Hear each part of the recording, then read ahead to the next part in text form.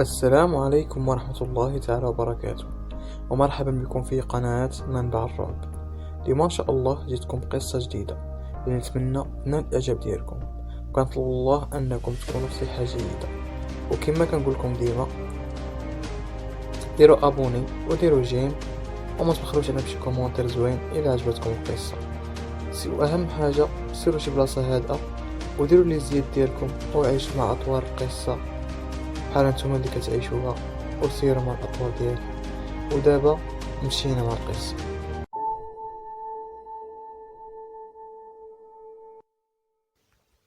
أنا سميتي محمد، عندي 30 سنة. اليوم إن شاء الله غادي نعاودلكم واحد القصة اللي وقعت ماشي ليا أنا، وقعت لصاحبي زكريا جا عندي وعاود لي هاد القصة، واليوم بغيت نشاركها معاكم. ودابا غادي نمشي وغادي نهضر بلسان زكريا. أنا سميتي زكريا، عندي 20 سنة. وقعت لي هاد القصة مني كانت عندي 17 سنة، مني كنت كنقرا في السيزيام في الثانوية. غادي نبدا لكم حكايتي من هنا. انا والاسره ديالي اللي متكونه من 3 افراد، اللي كاين انا وكاين الام ديالي والاخت ديالي والاب ديالي، ساكنين في واحد المنطقه اللي كانت بعيده عن المدينه، نقول بحال في الباديه وصافي. ولكن ما تسمعوش باديه اننا ما عندناش الفلوس ولا شي حاجه، حيت حنا ساكنين في السعوديه، وغالبيه الناس كيكونوا ساكنين خارجين المدينه وكيكونوا لاباس عليهم مزيان، وحتى حنا بحالهم. كانت عندنا الطوموبيل وكانت عندنا فيلا، وما كان خاصنا حتى خير، الحمد لله كلشي ميسر ولي امور ميسره والعائله ديالي ميسوره. وكنا في كل عام كنسافروا لشي بلاصه، وخاصه في العطله الكبيره ديال النهايه الدراسيه.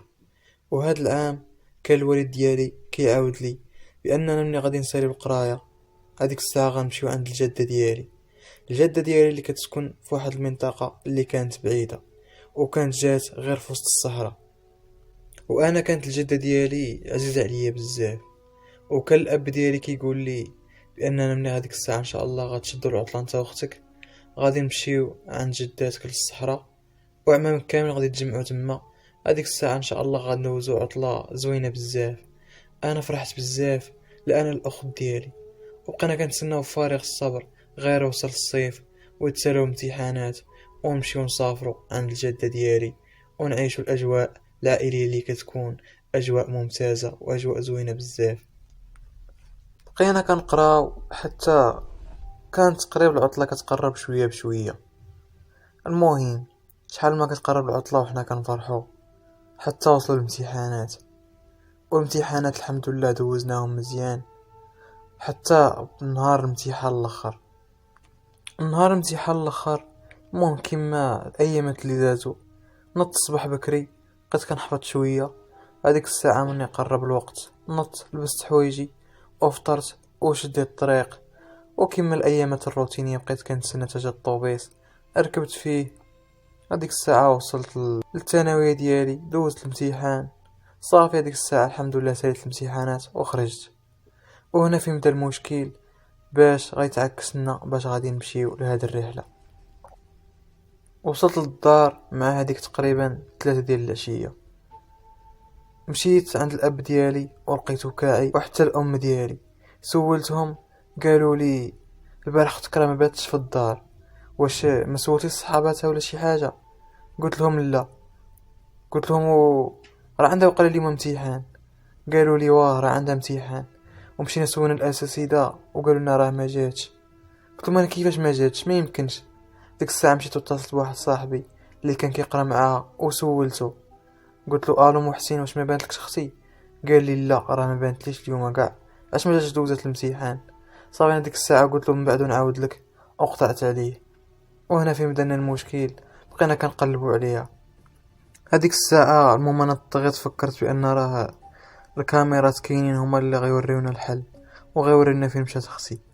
هذيك الساعه مشيت عند الوالد ديالي وقلت له واش الكاميرات كانوا خدامين؟ قال لي واه. قال لي ولكن راه محاش وقيلا واش كاينه، وقيلا راه خرجت من باب اللوراني. قلت له يلا غير نشوفوهم. هذيك الساعه صافي طلعنا للفوق المكتب ديالو، وبقينا كنراجعوا في الكاميرات حتى باتنا الاخت ديالي كانت خارجه تقريبا مع 2 ديال الليل، وكانت خارجه غير بحوايج النعاس ومقاده وما لابسه حتى حاجه زعما مصاوبه باش انها خارجه زعما لشي بلاصه ولا شي حاجه. ونسيت ما قلتلكمش، انا الاخت ديالي كان ديما كتبقى تمشى مني كتكون ناعسه وما عارفاش راسها حتى فين كتمشي، وغالبا غتكون واقعه على شي حاجه اللي خايبه بزاف. المهم هذيك الساعه اتصلنا بالشرطه وجاو عندنا وبقاو كيحققوا، ولكن ما بان لا حتى اثر هذاك النهار. وحنا خفنا غير عليها لا يشدها شي واحد ولا يختطفوها شي وحدين اللي كيكونوا ما مزيانينش. والاخت ديالي كانت ديما كتبقى لها هاد المشكله، ولكن ما كانتش كتجاوز البيت ديالها، كانت ديما كتبقى غير في البيت ديالها. ودابا راكم كتشوفوا خرجت حتى للزنقه، ويعلم الله فين كاينه ولا شنو واقع لها. دازت هذيك الليله وما جانا حتى خبر، لا من عند الشرطه ولا من عند حتى واحد، لا صحاباتها ولا حتى واحد ما عرف عليها حتى اخبار. حتى صباح الصباح هو يصوني التليفون، جاوب الاب ديالي وكانوا الشرطه هما اللي كيتصلوا وقالوا البنت ديالك رحنا لقيناها، ولكن غير صبر راسك، رحنا لقيناها دايره واحد الحادث سير اللي في الطريق اللي كانت قريبه لكم، ودابا راها في المستشفى وتقدر ما تكونش هي. اجيو بعدا شوفوها واش هي ولا ماشي هي. هاد الاوصاف اللي عطيتونا راها المهم طابقه معها تماما، ولكن ممكن ما تكونش هي. هذيك الساعه حنا نضنا وركبنا في الطوموبيل ومشينا كنجريو حتى وقفنا في المستشفى. هذيك الساعه دخلنا المستشفى وبقينا كنسولو هذوك اللي كيكونوا في لاكوي، حتى قالوا لنا راه كاينه في الطابق الثاني رقم 355. مشينا كنجريو، هذيك الساعه طلعنا الطابق الثاني وصلنا الرقم، فتحنا الباب ولكن كانت واحد الفرمليه تما قالت لنا يمكن تدخلوا دابا، خليني بعدا نبدل الفاصمه ونعقم لها الجروح. هذيك الساعه دخلوا، حنا بقينا كنتسناو بفارغ الصبر، وكنتسناو غير نشوفوا واش هي بعدا ولا ماشي هي. والام ديالي مسكينه كتبكي وسخفات بكثره الخوف والخلعه. بقينا كنتسناها هذيك الساعه حتى خرجات.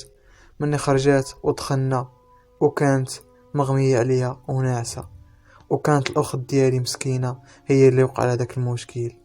بقينا هذيك الساعه معاها وبقات الام ديالي كتبكي وبقينا كنتسناوها حتى فاقت. مني فاقت هذيك الساعه سولتها الام ديالي، قالت لها شنو وقع لك؟ ما بغات تقول والو. صافي هذيك الساعه ما بغيناش نبقاو نضغطوا عليها، صافي بقينا كنتسناو حتى جا الطبيب. والاب ديالي مشى عمر شي ورق باش تخرج الاخت ديالي، صار الحمد لله.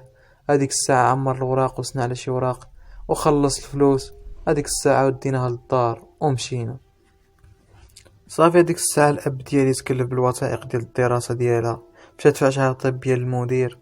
صافي وجا للدار وسولناها، قلنا لها اختي، وسولتها انا قلت لها اختي شنو وقع لك؟ عافاك لا ما عاوديلي. قالت لي انت هو سبابي، وانت هو سبابي في هذا الشيء، انت اللي دمرتي لي حياتي. قلت لها كيفاش؟ والاب ديالي بقى كيشوف فيا وحتى الام ديالي شوف فيا واحد النظره اللي كانت خايبه بزاف. قالت لهم هذيك النهار كنت ناعسه في الليل حتى سمعت دقان في بيتي، نط وفتحت الباب ولقيت زكريا قال لي راه الاب ديالي بغاك اجي عنده دابا. هذيك الساعه مشيت انا وياه وخرجت وفتحت الباب وبقى غادي بيا حتى للشارع. مني وصل للشارع هذيك الساعه ما عقلتش على راسي حتى لقيت راسي في السبيطار. منين لقيت راسي في السبيطار سولت، قالوا لي راه دخلت فيك طوموبيل وكنتي معرضه لها في الطريق، وخويا زكريا هو السبب في هادشي كامل. انا هذيك الساعه ما عرفت ما نقول، حيت انا ما درت حتى حاجه، وحتى الوالدين ديالي عارفين اني ما درت حتى حاجه، حيت في الكاميرا كانت خارجه بوحدها وما خارج معها حتى واحد. وانا هذيك الساعه راه كنت ناعس، وغالبا العالم الاخر والجنون هما اللي كيديروا هاد المشاكل. وشحال من واحد كيوقع له هاد الشيء وكيصحاب له انه شي واحد جا عنده في الليل وهو راه كيكون غير شي جن ولا شي شيطان متسيف شي صفه ديال العائله ديالو باش كيدير له شي حاجه اللي كتاذيه. وخاص الواحد يرد البال وما يبقاش يسيق اي حاجه شافها، اكثريه في وسط الليل اللي كيكون شي حوايج خايبين بزاف. صافي هذيك الساعه المهم بقينا مقابلين اختي باش ما تبقاش تنوض بالليل، وبقينا كنسدو الباب بالزكروم، وحتى الى اقتضى الحال بالقفل باش ما يتحلش، حيت ولينا كنخافو عليها لا تنوض وتخرج كما العاده. صافي دازت ايامات حتى برات اختي، والحمد لله بدات الامور كتكاد وكترجع لبلاصتها. وهنا فين غتبدا المعاناه ديالي انا شخصيا. صافي كما قالنا الاب ديالي، تتسالات القرايه والعطله بدات، والاب ديالي جا الوقت فين خاصو يدينا المنزل ديال الجد ديالي اللي غنعيشو فيه احلى ايام حياتنا. صافي الاب ديالي كان ناوي الغد ليه يمشي، ولكن ما غنمشيش معاه انا، حيت غيدي العائله ديالي وعاد عنده الباجاج بزاف وناوي يمشي، وحتى يرجع لي انا من بعد، بحال يمشي غدا ورجع لي انا وبتغدى. هذاك الشيء اللي كان. صباح الصباح وناض الاب ديالي والام ديالي، جمعوا الحوايج ديالهم وداو كاع هذاك الشيء اللي خاص، داو التقدير للجده ديالي وكل شيء والحوايج ديالهم. المهم ركب في الطوموبيل هو والام ديالي والاخت ديالي، وركبوا معاهم الشنطات اللي كانوا بزاف، وكان الباكاج بزاف. وقال لي صافي ولدي زكريا، المهم غنرجع عندك غدا ولا بتغدى، وغالبا غنرجع عندك بتغدى هذيك الساعه وغنمشيو انا وياك. صافي انا وافقت، قلت له واخا بقى فيه الحال شويه، حيت غادي نبقى بوحدي، ولكن ماشي مشكل، ما غيتعطلش بزاف الاب ديالي وغادي يرجع عندي. صافي هذيك الساعه شدوا الرحال ديالهم ومشاو. شويه وانا جالس في الدار كنخمم وشعلت التلفازه كنتفرج، حتى كيصوني التليفون ديالي. مني صونا كان الاب ديالي هو اللي كيصوني. جاوبته قلت له الو الوالد، مالك؟ قال لي يا ولدي راني نسيت الباب ديال الخزان محلول. قلت له الخزان ديال الماء؟ قال لي واه. قال لي طلع الفوق وسدو ما تخليهش محلول. صافي هذيك الساعه قلت له واخا، انا غادي نوصف لكم هذا الخزان كي داير. هذا الخزان واللي كيعرفوه بزاف ديال الناس هو ما يدعى بالشاطو، كيسموه الناس الشاطو، وهذا صالح انه كيتخزن فيه الماء باش كيتسقى به المزروعات. مني الماء ما كيكونش، وهو مخزن الماء بزاف، كيكون بحال لابيسين كبير، كيكون تقريبا العلو ديالو شي 5 متر، وكيكون عبارة عن بيت عامر بالماء، وكيكون الفوق عنده باب كيتحل وكيتسد باش كينقيوه ولا كيديروا شي حاجه من هذا القبيل. انا قال الاب ديالي سدو، وهنا فين بداو لي المشاكل، وفين كنت غادي نفقد حياتي اللي ما فقدتهاش باعجوبه. صافي انا طالع في الدروج باش نسد الباب ديال الخزان. طلعت هذيك الساعه وبغيت نسد الباب، وانا كنتصنت في الموسيقى شويه، وانا نتحنا بغا نسد الباب، وهو يطيح لي التليفون ديالي في الخزان ديال الماء. والمشكل ان الخزان ديال الماء ما كانش عامر بزاف، كان فيه غير شويه ما كاملش حتى الربع ديالو اللي عامر بالماء. انا هذيك الساعه بقيت كنخمم كيفاش ندير نجبد تليفوني، حيت ما جاتش نخليه تما، والاب ديالي يقدر يصوني لي في اي لحظه ويتخلع عليا ولا شي حاجه من هذا القبيل. هذيك الساعه قررت انني ندير شي حل باش نهبط ونجبد التليفون ديالي ونطلع. هذيك الساعه فكرت في واحد الطريقه، انني غادي نربط شي كورده تكون صحيحه في الباب ديال الشاطو، وغادي نبقى هابط حتى نوصل للقاع، وغادي نجبد التليفون ديالي وغادي نطلع بنفس الطريقه اللي هبطت بيها. صافي هذيك الساعه هبطت لتحت وبقيت كنقلب على شي كورده، صافي حتى لقيت واحد الكورده اللي كانت صحيحه مزيان. طلعت هذيك الساعه وربطتها مزيان في الباب هذيك الساعه، وقلت بسم الله، وبقيت هابط بشويه بشويه، وصلت للقاع ديال الشاطئ، والماء كان كيوصل لي لحد الركابي ديالي. هذيك الساعه هبطت يدي حتى لقيت التليفون، والتليفون مني بغيت نشعله ما بغاش يشعل، كان خسر. صافي هذيك الساعه كيت بزاف ودرته في جيبي، وبقيت غادي طالع وشاد في هذاك الحبل شويه حتى كنطيح الارض، والباب كيطيح حتى هو عليا، كاع فرع لي يدي وكاع جرح حالي. صافي هذيك الساعه عقت براسي بانني حصلت تما وما عنديش شي وسيله باش نطلع، حيت الباب حتى هو اللي كنت شاد فيه معول عليه ها هو طاح. ولكن كان الباب صحيح، ما عرفتش واش من فعل فاعل ولا غير طاح حيت انا تقلت عليه وطاح. هنا بقيت كنشوف شي طريقه، ولكن ما كاينه حتى طريقه. كيفاش غادي دير تسلق حيط؟ ما يمكنش، امر مستحيل. صافي بقيت كنغوت وكنقول نجدة، ولكن شكون غادي يسمعك في هذيك البلاصه اللي فيلا جات فيلا بعيده على فيلا. وتا التليفون اللي كان عندي زعما بغا معول عليه باش نصوني على شي واحد حتى هو خسر وما بقاش خدام. صافي هذيك الساعه بقيت غير كنتسنى ياك ما ربي يدير شي حل. وصل الليل وبديت كنسمع بحال شي اصوات اللي كانوا خايبين بزاف وكانوا كيخلعوا، وكنبقى جالس حتى كنسمع الضحك، ولكن الضحك كيكون قحدايا، كيكون في القنت ديال المخزن ديال الماء. وكنبقى نغوت ولكن ما كيبان لي والو.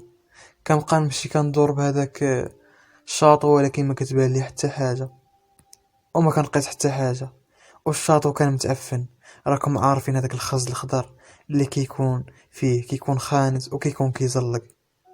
وكاين حتى واحد النوع من الحشرات اللي كان كيطلع لي في الجسم ديالي وكيبقى يقرص فيا وانا كنغوت، ولكن لا حياة لمن تنادي. بقى عندي امل الوحيد هو الاب ديالي اللي كان ناوي يجي الغد ليه ولا البدل الغد ليه. المهم بقيت صابر حتى صباح الصباح، ولكن ما جاش الاب ديالي. داز هذاك النهار عليا كحل وانا كنموت بالعطش والجوع وما لاقي من ناكل. والماء متعفن شربت منه وضغطت على راسي وبقيت كنصفيه بالتريكو ديالي وكنشرب. المهم اعتقت راسي بالماء، ولكن الماكله ما كاين لا ماكله لا والو. داز النهار كامل ووصل الليل. مني وصل الليل وانا سخفان وجالس مهلوك حتى شي واحد كيخوي عليا الماء من الفوق. كنطل كنلقى واحد المراه اللي كان شعرها طويل وعينيها كانوا في شكل، وكتهضر بواحد اللغه اللي كانت غريبه وبحالها كتضحك عليا وكتكهكه. شويه كنلقاها حدايا كتقوجني وانا كنبقى نغوت وكنبقى نقرا القران حتى كتمشي، وإن فوا كنسكت من القران كترجع. دوزات عليا الاداب النيت، وشويه كنشوف التليفون ديالي شعل بوحدو، ولكن ملي كنمشي نشوفو كنلقى فيه التصويره ديال هذيك المراه اللي كانت كتخلع. كنحاول باش نتصل، مني كنتصل هذيك الساعه بالاب ديالي وكتجاوبني هي وكتبقى تضحك. المهم هذيك الليله دازت عليا في العذاب وكنت قريب ونتسطى. الحمد لله حتى أذن الفجر. مني أذن الفجر الحمد لله اختفات وحتى التليفون ديالي طفى وكانت غير هي كتستهزئ بيا. وصل نهار للاب ديالي خصو ضروري يجي عندي، حيت قال لي يومين وغادي نجي عندك، وما يمكنش نفوت يومين.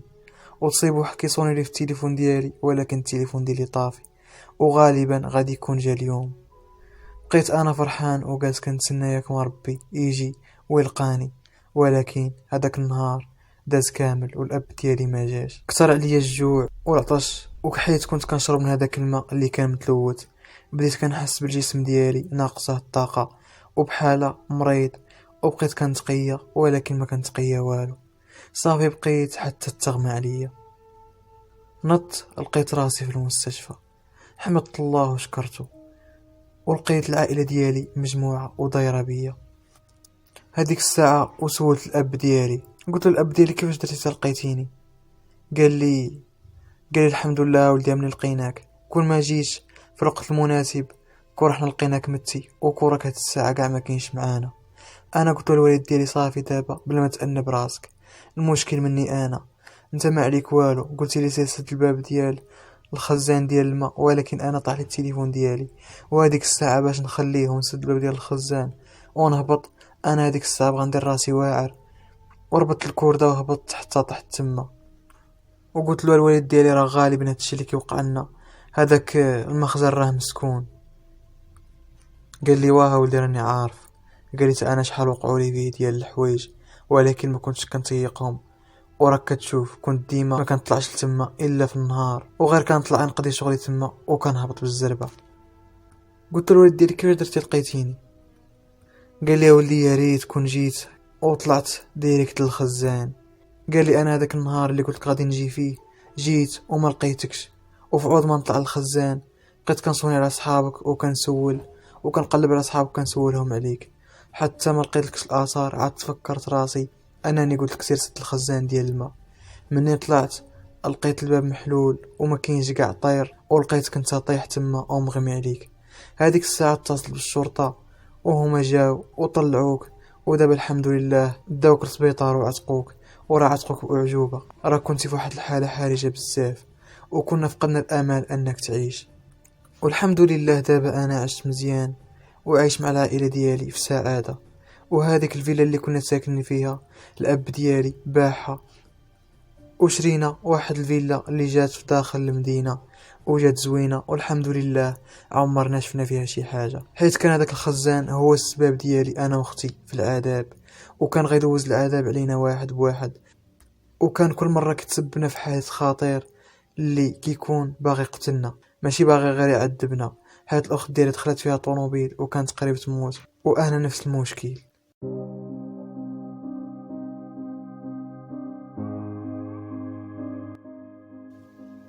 وهنا الخوت اتسالت القصة. ولا عجبتكم القصة ما تبخلوش علينا من جيم او كومونتير وتابوناو فلاشين باش توصلوا بكل جديد. واخر ما نقول سبحان الله وبحمده، سبحان الله العظيم، ولا اله الا الله، وان محمد رسول الله. ولنلتقي ان شاء الله في قصة اخرى تكون زوينة ان شاء الله وتنال الاعجاب ديالكم. واللي عنده شي قصة وباغي تشاركها معايا في القناة خليلي في الكومونتير ديالي، ولا يتواصل معايا على الانستغرام وانا غادي نجاوبه. ودابا الى اللقاء، ونلتقي ان شاء الله في قصة اخرى جديدة.